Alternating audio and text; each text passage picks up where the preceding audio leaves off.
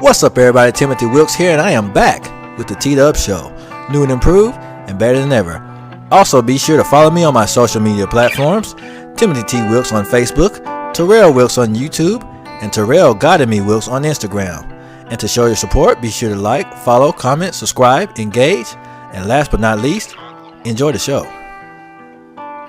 Okay, let's get into the topic here. But first, let me introduce myself. My name is Timothy Terrell Wilkes.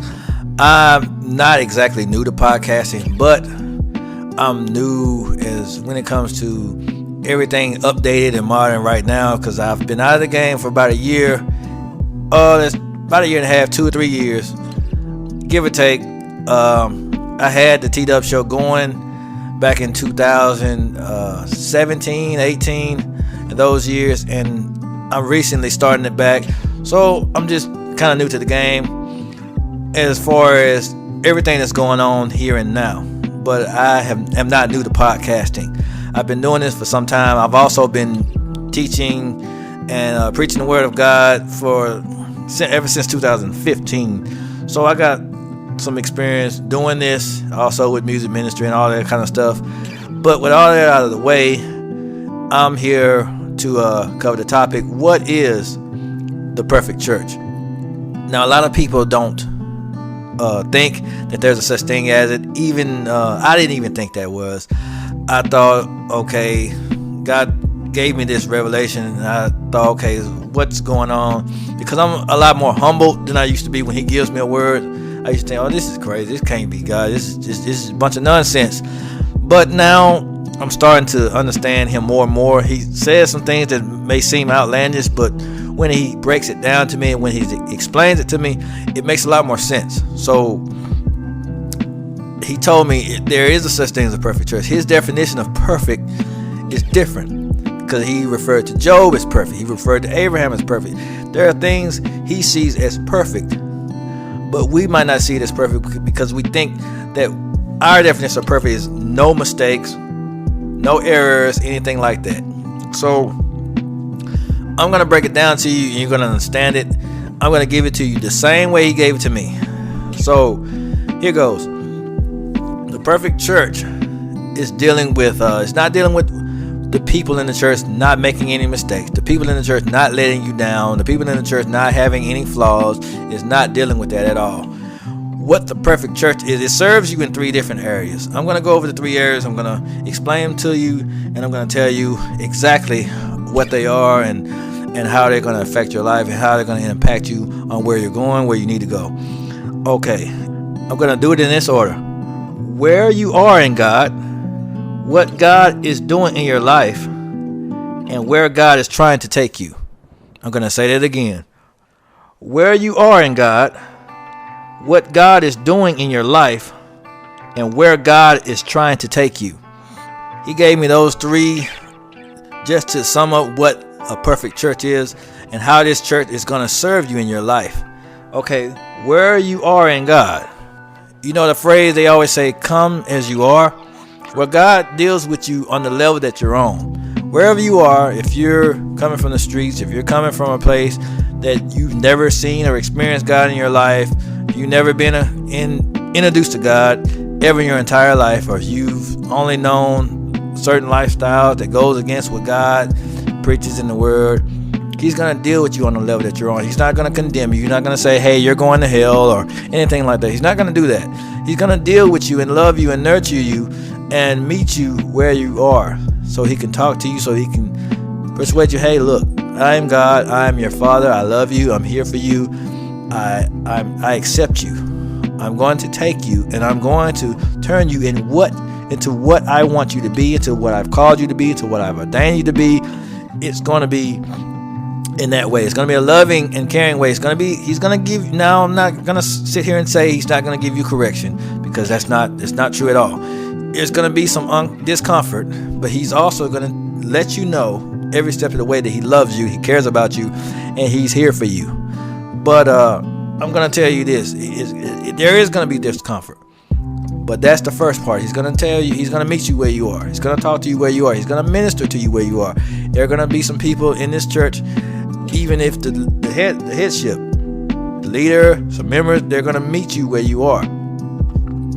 But it's also going to be some challenging things that come your way that are going to lead to the second part. And the second part is going to be what God is doing in your life.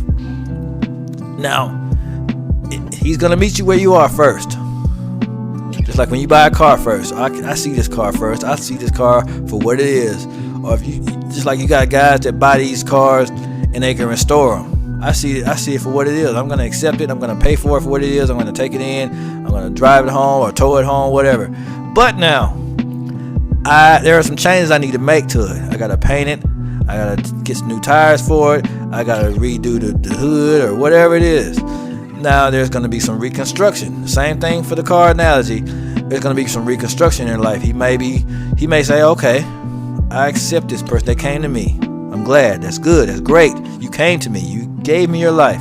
But guess what? Now, you need to work on your patience a little more. You need to work on your faith in this area. You need to work on your prayer life in this area. You need to work on anger issues, unbelief, anything like that. There's going to be some things that you may need to work on. So he's going to challenge you in those areas that you need to work on. Now, I'm not going to tell you that it's going to be easy. I'm not going to tell you that it's going to be pretty. But I'm going to tell you this. It's going to work out for your good. He may have members in the church that may challenge you. They may do things you don't like. If you need to work on your anger, he may cause people in the church to make you angry. I'm not going to say that they're bad people. I'm not going to say that there's something wrong with those people. I'm not bashing anybody. But what I'm going to say, he may cause certain things to come at you in that way, to work on your anger, to work on your lack of faith, to work on your unbelief, to work on your prayer life, to work on your relationship with him. He may cause people to walk away from you. He may cause people to let you down. He may cause all these things because he wants to strengthen your relationship with him. He may cause these things. He may even cause your leader to let you down so you can strengthen your relationship with him. He wants you to focus on him. He wants you to look up to him. He wants you to have you at that standard. That being said, those people are just a guide. Those people are just a map to help you get where God is trying to take you, where God is trying to get you to be, where God is trying to elevate you to, where God is trying to push you up to. It goes into the third one where God is trying to elevate you, but I'm not there yet. I'm not through. I gotta get my, I gotta get my roll out. But he may be trying to work on certain things in your life, so he's gonna send things your way. He's gonna send obstacles in your way within that ministry, even in real life too, because your life is gonna be connected to where God sends you, whatever place of worship that God sends you to. This is the perfect church now. It's gonna deal with where you are in God. It's gonna deal with that. He's gonna meet you where you are now. He loves you where you are, but he's still, look, I love you for who you are. I accept you for who you are, but I have to make some changes. I already have a plan and vision for your life, but I see where you're going, and I see where you're going to go. So I got to make these changes in order to get you there. It's not going to be easy. It's not going to be comfortable, but this is what it takes to get to where I need you to be. And where I need you to be is also going to be in your best interest, because it's going to be your purpose, your livelihood, it's going to be what you were created to do, what you were called and ordained to be.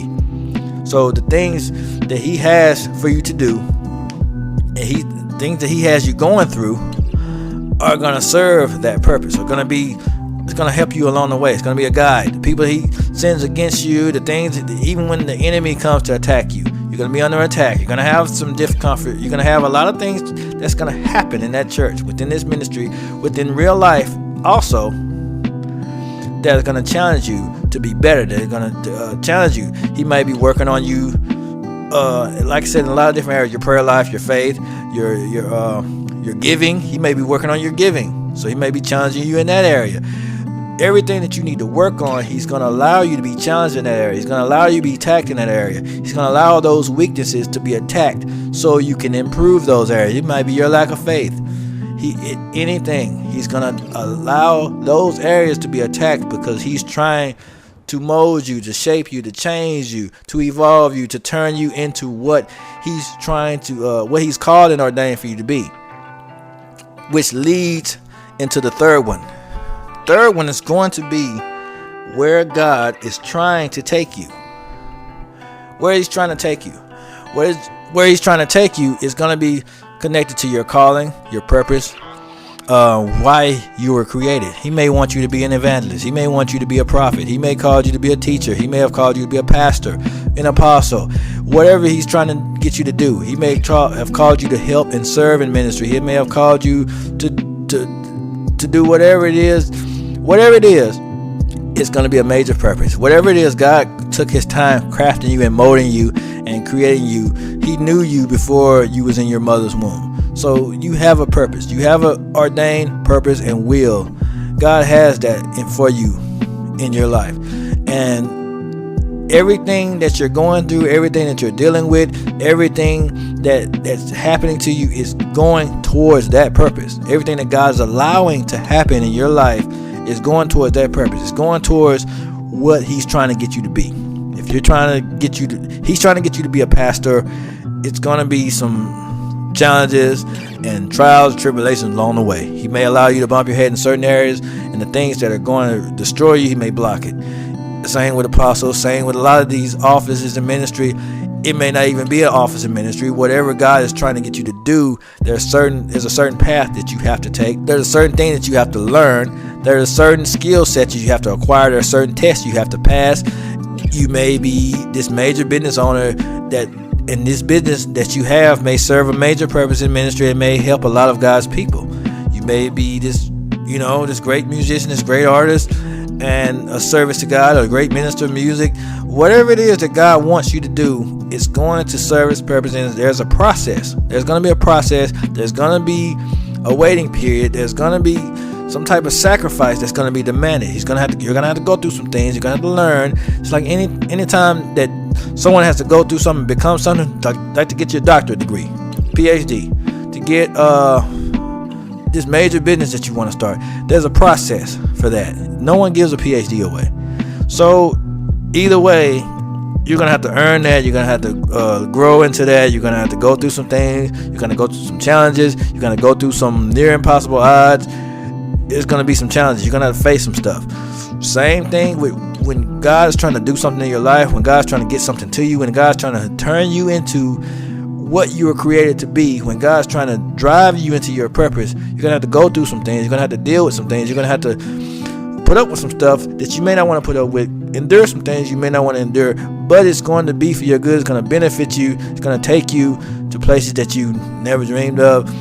You're going to have unexpected blessings and all kinds of untold possibilities if you allow him to do this. If you allow him to process you, if you allow him to teach you and show you and learn through other people, he's going to send these people your way. He's going to allow these people to mentor you, to challenge you, to hurt you, whatever it is. All these different feelings, all these different things are going to play a major role in what God is trying to do in your life.